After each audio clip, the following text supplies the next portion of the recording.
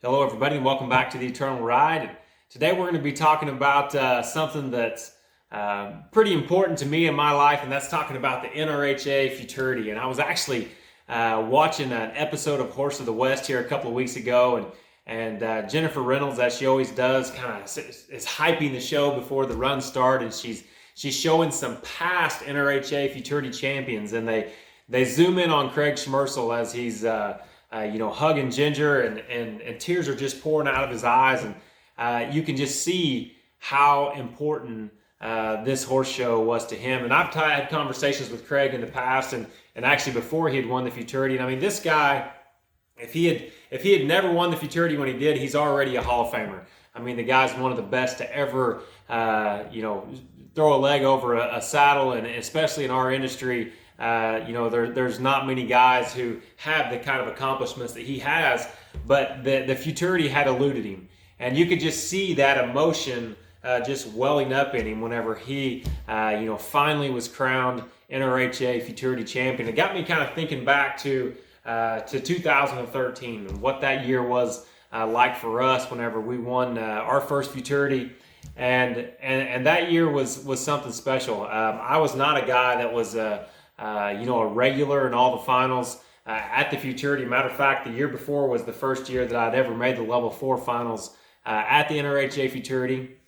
And so coming into 2013, we had one horse in the barn all year as a 3-year-old, and it was not rough at all. And he was a very, very special horse. I knew from probably June of his 3-year-old year that he was going to give us a chance to do something special. My wife was out videoing me one day, and I run down there and stop, and she just starts laughing, and I still had that little video clip saved where she's just giggling, and she's like, "Oh my goodness." And I knew that the horse stopped nice. I had no idea how cool he was until I watched that video. And so that year was it was crazy for us. We go to Tulsa, and he wins Tulsa, and he goes to Vegas and he wins there. And going into the futurity, I was feeling a tremendous amount of pressure. There was a lot of people that were trying to buy that horse, and offering the kind of money that I'd never heard of before in the whole horse industry, especially coming out of our barn. And Vaughn was kind enough to leave the horse with us and give us the chance. And so actually, after we won that futurity, it was a big amount of relief for us. It wasn't so much that we were elated to have won it. It was just the pressure was finally off of my shoulders. So I was more grateful for that than necessarily having that elation like what you saw with Craig, or you see with guys every year when they win that event. Just the amount of joy that it brings them.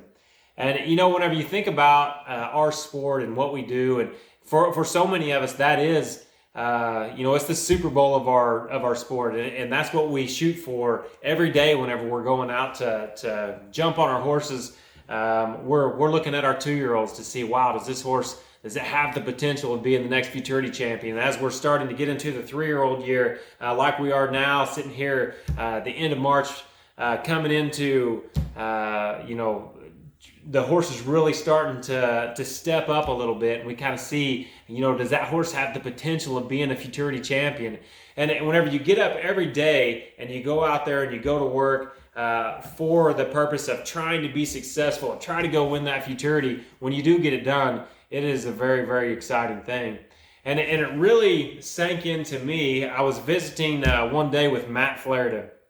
And Matt says, "Hey, this was right after we'd won the futurity a few months later." And he says, "What's it like to be a futurity champion?" I said, I told him what I just told you. It was more relief than anything else. He said, "My dad told me," of course, his dad being Mike Flaherty has won the futurity a couple of different times. He said, "It's something that they can't take away from you."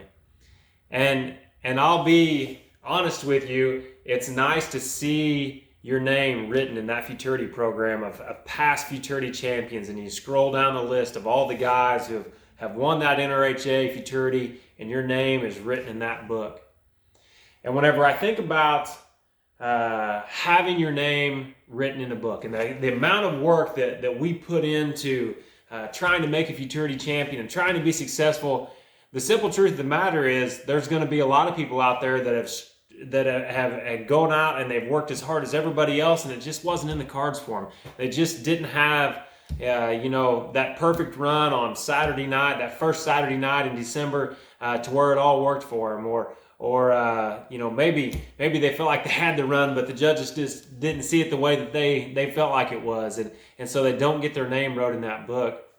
And whenever I think about how much work goes into that, I often think, well, maybe we should be putting our work and our focus into something that we know we can win. And there's a book that's referred to in the Bible several different times. It's called the Book of Life, or in some passages it says the Lamb's Book of Life. And what that is whenever we become a Christian, we are obedient to God, our names are written in the Lamb's Book of Life. And we get to choose whether or not we're in that book by how we choose, whether we choose to follow God and follow His commands, or whether we choose to follow our own desires and our own selfish ways and not be written in that book. But I want you to think about this. A few years ago, we had our 50th anniversary for the NRHA Futurity, and they presented this big video at the dinner that we had, and it was really cool. All the past Futurity champions are there. There was this video rolling through, and it's got different guys talking about, being a Futurity champion and what that was like. And I'm sitting next to Todd Bergen, and somebody comes up on the screen, and I don't know who he is. He had to tell me who that past Futurity champion was. And as nice as it is to have your name written in that book, 100 years from now, who's going to care who won the 2013 or 2020, or who's going to be the 2021 NRHA Futurity? Probably nobody's even going to remember our names. And more importantly, what does it even matter in the grand scheme of things? And whenever you think about how much time and effort we put into being a Futurity champion, to get our name written in that book that nobody's going to care about 100 years from now, imagine how much more effort we should be putting into being a faithful follower of Christ to get our name written in that Lamb's Book of Life that's for eternity. Now, for those whose names are written in the Book of Life, you get to spend eternity in heaven with God the Father and Jesus Christ His Son. And I can't imagine any other reward that could even come close to what that will be like. So I encourage you today, if it's your goal to go be a Futurity champion, keep pushing for it. If it's your goal to go be a champion at something else, go be it. I think there's great goals out there. Being a champion father, being a champion mother, being a champion brother or son or daughter. There are things that are worthy of putting effort into, but the single thing that is most important is that you put your effort into being a champion for Christ. And I hope this has been of some benefit for you today, and until next time, pray that you'll be blessed in all that you do.